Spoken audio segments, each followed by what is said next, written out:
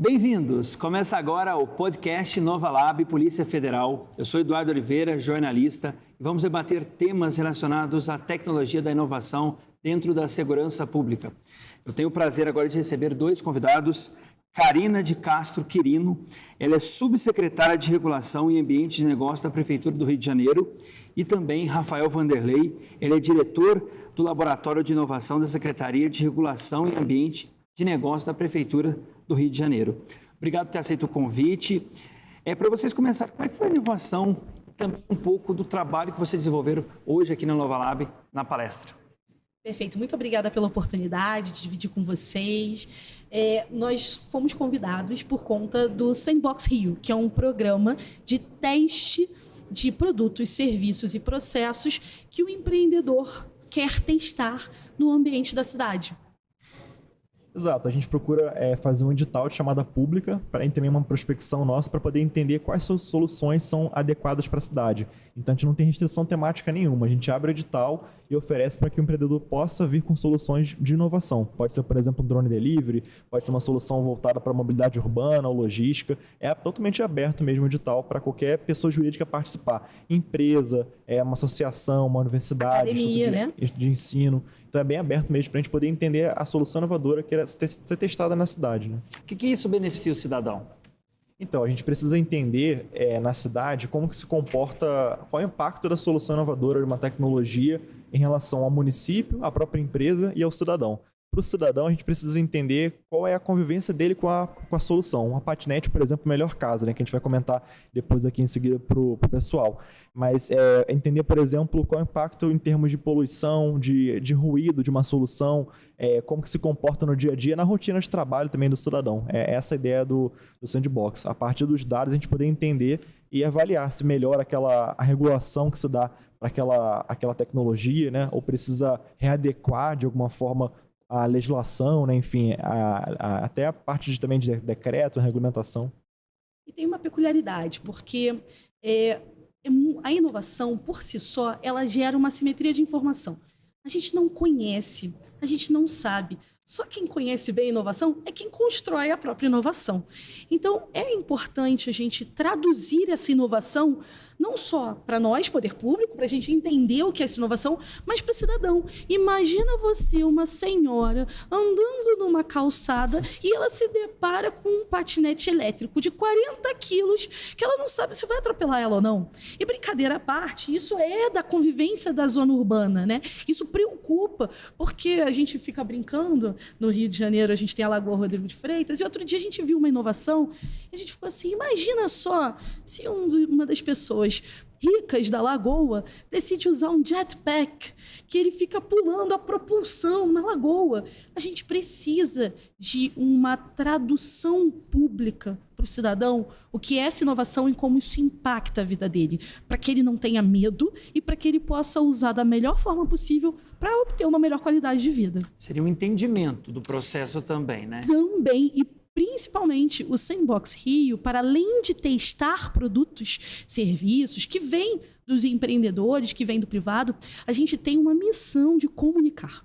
É muito importante a gente passar para o cidadão, e não só para o cidadão, mas também para a comunidade acadêmica, para a sociedade como um todo, os dados daquela inovação, como aquela inovação ela de fato se comporta e no que isso importa para o indivíduo. Por quê? Porque nós pensamos em política pública baseada em evidência.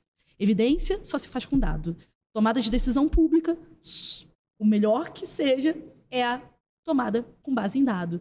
Então, é para a gente retirar os vieses irracionais da tomada de decisão, tanto do poder público, mas também do cidadão. Às vezes, eu não quero essa inovação, mas você não conhece.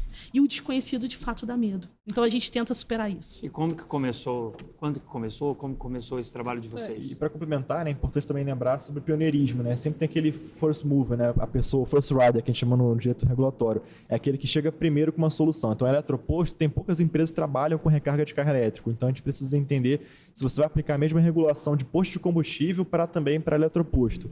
E a ideia é a gente poder entender antes, durante e depois do projeto, né? Como que foi desenvolvido, para no final emitir um relatório também de análise de impacto daquele projeto, né? Saber se foi bem sucedida a solução ou deu errado, por que deu errado, como que pode melhorar. E as outras empresas daquele mesmo segmento econômico conseguem também facilitar e ter mais segurança jurídica depois, né? A partir do momento que você tem uma implantação de um projeto, uma solução inovadora, você consegue, a partir daí, ter uma maior segurança jurídica para outras empresas, né? E, enfim, gerar dados, né? Gerar também desenvolvimento econômico. E quando começou o trabalho de vocês? Esse é um ponto que eu adoro falar, porque não tem aqui achismos ou soluções rápidas. A gente trabalha nesse projeto desde março de 2021. Então, esse projeto ele começou numa concepção interna, até fazer o convencimento político dos agentes tomadores de decisão é algo demorado. Então, a gente começou em março de 2021. Em abril de 2022, a gente teve um marco que foi a publicação desse decreto. Então, é praticamente um ano, um pouquinho mais de um ano de debates internos com todos os órgãos da prefeitura, que ali, obviamente, tematicamente ajustados, e até o nosso lançamento do primeiro ciclo, que foi em maio de 2022. Nosso segundo ciclo, nós lançamos esse ano e estamos aí, tentando implementar e ver de fato os resultados. Inclusive, bateu um recorde de inscrições do segundo ciclo, né? Foram 22 ao todo no segundo ciclo e agora 6 selecionadas, que é o número que a gente tem para poder executar o projeto no segundo ciclo. Então, tem soluções mais diversas que a gente vai comentar também. E inclusive a gente conseguiu abrir para empresas estrangeiras que pudessem participar também e colocar na cidade uma solução inovadora. Teve algum estudo para iniciar o projeto desse tempo todo? Aonde vai ser implantado? Como que vai ser o trabalho? Perfeitamente. A gente fez diversos estudos, na verdade não foi só um, inclusive publicados, né? Nossa equipe é uma equipe de 9 pessoas contando comigo, e todos praticamente com alguma vertente acadêmica, então a gente teve todo o cuidado de publicar artigos, de dar publicidade a esses estudos técnicos que a gente elaborou.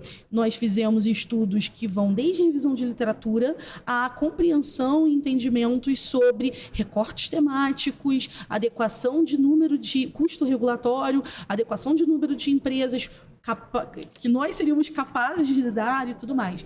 Todos eles são públicos, inclusive no nosso site, sandboxrio.com.br. Qual o estágio que ele está hoje, Rafael? Então, a gente já está no primeiro ciclo agora já em execução e o segundo está em implantação. Já tem um projeto implantado, que são as patinetes elétricas compartilhadas, visando melhorar o ordenamento urbano em relação aos patinetes, né, no município. A gente já tem essa fase de implantação agora, já são 4 soluções no primeiro ciclo, dentre elas o eletroposto, né, da EasyVolt, tem um drone delivery também, a terceira que é o eVTOL da Embraer, né, a startup Ivy, a Mobility colocou também em prática o eVTOL, que a gente está testando na cidade ainda no momento, né, de mapeamento de pontos, né, para fazer o vertiporto, que é essa infraestrutura gigantesca na cidade para você poder promover um projeto que é eletrificado, né, também como eletroposto. E a gente também tem agora o segundo ciclo já em implantação, patinete, né, e outros também. E, Helena, como é que foi o objetivo principal desse Sandbox? O objetivo principal é principalmente diminuir a assimetria de informação, que a gente, obviamente, sempre tem na inovação, mas é um pouco mais do que isso. Quando a gente fala de ambiente de negócios, né, e a gente trata de ambiente de negócios, a ideia é que haja uma convergência dos atores envolvidos, que a sociedade esteja adequada àquela nova tecnologia, que os outros agentes de mercado participem daquela nova tecnologia. Exato. E que os cidadãos, de fato, queiram participar daquela nova implementação. Então, a gente tem hoje, na verdade, o grande objetivo é sair de um momento que nós tínhamos anterior na cidade, um momento em que situações como a Uber, como os antigos patinetes ou o Airbnb, eram sempre questões de divergência como tratar. E não ter só uma alçada política para resolver isso, mas sim uma alçada técnica. O Sandbox é construção de dado para tomada de decisão do gestor público. Se ele quiser tomar uma decisão meramente política, ele vai tomar, mas ele vai, com certeza, estar vinculado aos relatórios de dados. E Sandbox, né, como qualquer um projeto de inovação que trabalha com aprendizagem e validade, você extrai dados a partir dele. Então você, além de, por exemplo, de um lado, permitir uma inovação que gere milhões, né, gere unicórnio depois, também tem que admitir o erro, né, a falha. Então, a gente tem um projeto para isso, né? Em um ambiente controlado, o empreendedor, como a Karina falou, gera segurança jurídica para ele e ele também tem o apoio da prefeitura, né? Suporte também de coordenação para conseguir implantar o projeto. Então, muitas vezes, como a patinete, o eletroposto, ou outro, por exemplo, drone delivery, tem secretarias afins também que precisam estar coordenando, né, com aquele projeto para ele ser bem sucedido, né? Que ele possa ser executado. Então, para o empreendedor, além da visibilidade do projeto, né, conseguir captar investimento, né, com o apoio da prefeitura, né, fazendo essa visibilidade, também reduz custo, né, de validação, custo de maturação do projeto, do negócio, né, porque muitas vezes você precisa lançar um projeto, pensar e você não acabou falando com os usuários, não teve contato com o cidadão. Em síntese, você testar um modelo de negócio. Então, envolve questão também a parte comercial. É quanto você pode implantar o projeto para ver se é comercialmente viável ou não. Essa é a ideia. Em vez do empreendedor gastar muito dinheiro, né, num projeto que não tenha ainda a conexão com o usuário, ele consegue ter esse apoio ali da prefeitura para implantar o projeto. Vou fazer 2 perguntinhas rápidas para vocês. Quais os resultados que já foram gerados e que um evento desse pode trazer de benefício para o andamento do trabalho de vocês? É uma troca de informações também? Se quiser cada um para finalizar. Perfeito. Você fala dos resultados, então. A gente já tem o primeiro ciclo em execução, dentre eles o drone delivery, né, que é bem interessante porque é uma atividade muito inovadora no país e tem muita viabilidade potencial. A gente imagina no Brasil, né, que a gente sempre fala, dimensões continentais, né, áreas remotas. Então, essa empresa que no primeiro ciclo testou o drone, ela já mostrou a utilidade dele, consegue reduzir em 50% o tempo, né, de rota que é executada até o last mile, até o usuário final, né? O segundo também é eletroposto, está para ser lançado ali também no Rio. E também a MyView, que trabalha com o robô na calçada. Então, a gente tem coleta dados, né? E agora, no segundo ciclo, a patinete também é um outro exemplo interessante de entender melhor no ordenamento urbano como que você consegue fazer a sinalização viária das patinetes, o comportamento dos usuários também, o micromodal para lazer, para transporte, quais são os pontos interessantes para serem colocados na cidade. É isso que a gente precisa realmente reforçar, assim, o apoio do município na coordenação de um projeto para ele ser bem sucedido.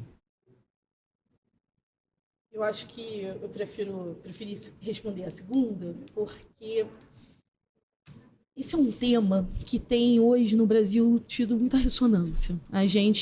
Curiosamente, a gente tem sido chamado bastante por conta do pioneirismo da cidade do Rio.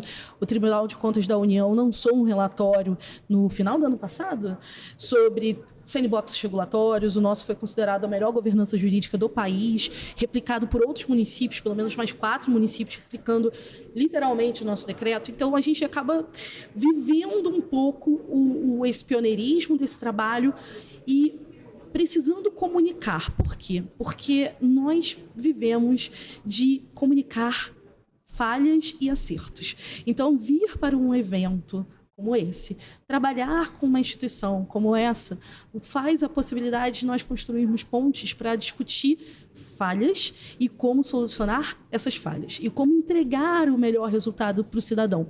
Então, isso é importante. O motivo da gente estar aqui hoje, inclusive via prefeitura, né, a prefeitura também fazendo um movimento de nós virmos, é poder fazer essa troca de inteligência e de aperfeiçoamento do que a gente tem trabalhado.